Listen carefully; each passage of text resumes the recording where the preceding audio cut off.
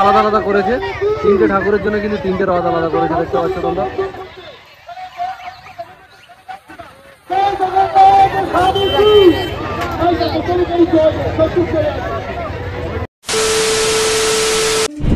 Hey guys, welcome back to my channel. This is Left Side Vlog. So আজকের যাচ্ছি উল্টো রথযাত্রাতে। আজ উল্টো রথ, তাই আমার পক্ষ থেকে সমস্ত ভাই বোনেদের উল্টো রথের শুভেচ্ছা জানিয়ে আমার ভিডিও শুরু করছি।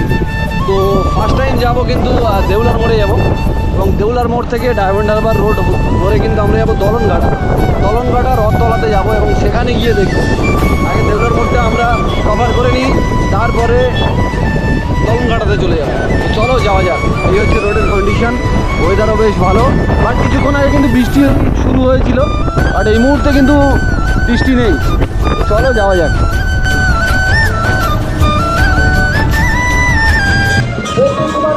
রথের ঠাকুর কিন্তু চলে এসছে, তোমরা দেখতে পাচ্ছ, আর রথের দিকে কিন্তু এগিয়ে আসছে।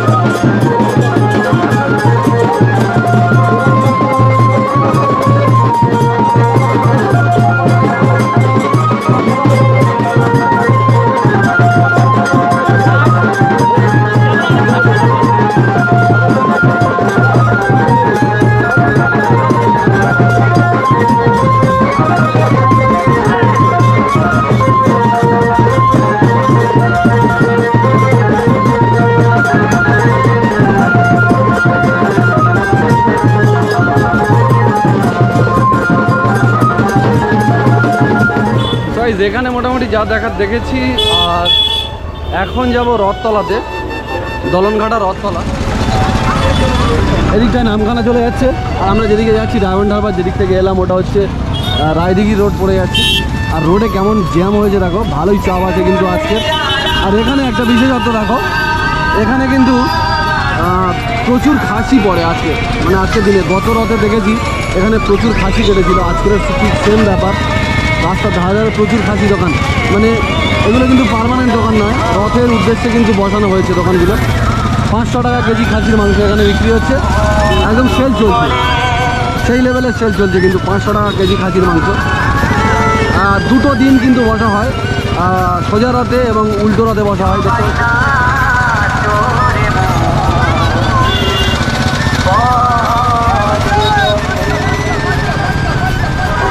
500 করে হাঁকছে, দেখতে পাচ্ছ।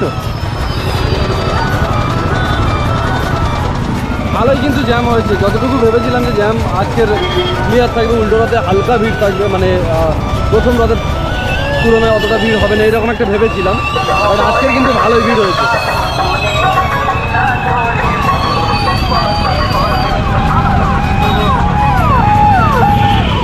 যদি সময় হয় তাহলে কিন্তু আমরা যাব রত্নেশ্বরপুরে যাব, যদি সময় হয়। তো গাইস, এই দলনঘাটের যে রথতলার যে মেলা বা এই রথযাত্রা তোমরা দেখতে পাচ্ছ, এটা কিন্তু 85তম বর্ষে পদার্পণ করেছে।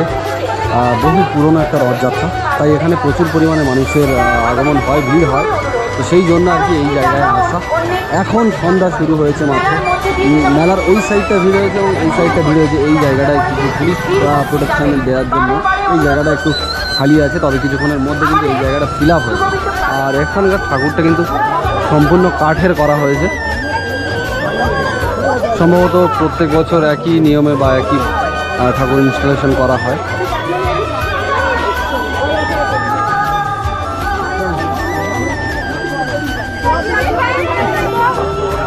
আর আমার ব্যাক ফুটে তোমরা দেখতে পাচ্ছ রথ আছে, আর সামনের দিকে কিন্তু আমরা যাচ্ছি যতটা দূর ততটা দূর পর্যন্ত কিন্তু মেলা বসেছে। গত ভিডিওতে তোমাদেরকে দেখিয়েছি, বাট এটাতে একটু ডিটেলসে দেখাচ্ছি, কারণ আমরা অনেকটা দূর কিন্তু হেঁটে যাবো, একদম মেলার শেষ প্রান্ত পর্যন্ত যাব। তো চলো যাওয়া যাক মেলায়। এখন থেকে কিন্তু ভিড় হয়ে গেছে, এখন সন্ধ্যা 6টাও বাজেনি, তার আগে কিন্তু এই সিচুয়েশান। আজকের সম্ভবত ভিড়টা প্রচুর পরিমাণে হবে।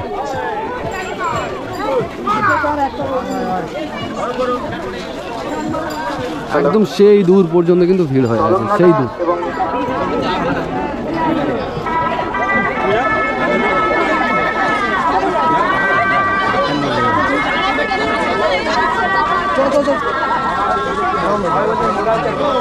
A few moments later. এখন যাচ্ছি রত্নেশ্বরপুরে। তো চলো যাওয়া যাক যে এখানকার পরিস্থিতি কেমন কি, সব কিছু বলবো, সব কিছু দেখাবো, সব কিছু এই ভিডিওতে শেয়ার করব।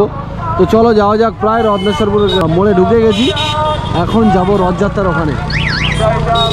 এখানেও প্রচণ্ড পরিমাণে ভিড় হয়েছে, সেটা এখনই বুঝতে পারছি।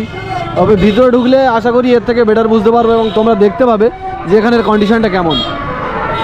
এই হচ্ছে রত্নেশ্বরপুরের রথযাত্রা, আর পাশেই কিন্তু NH 117 তোমরা দেখতে পাচ্ছ।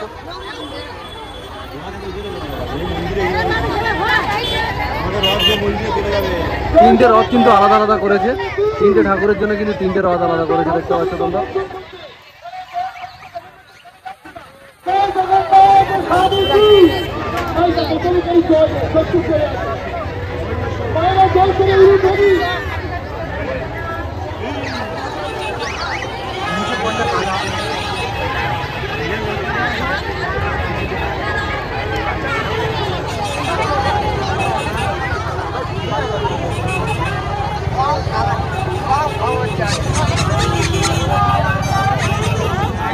দেউলার মোড়ে এসেছিলাম, আর এই ছিল টোটাল রথযাত্রার ভিডিও। আর ভিড় কেমন হয়েছে তোমরা চাইলে দেখে নিতে পারো।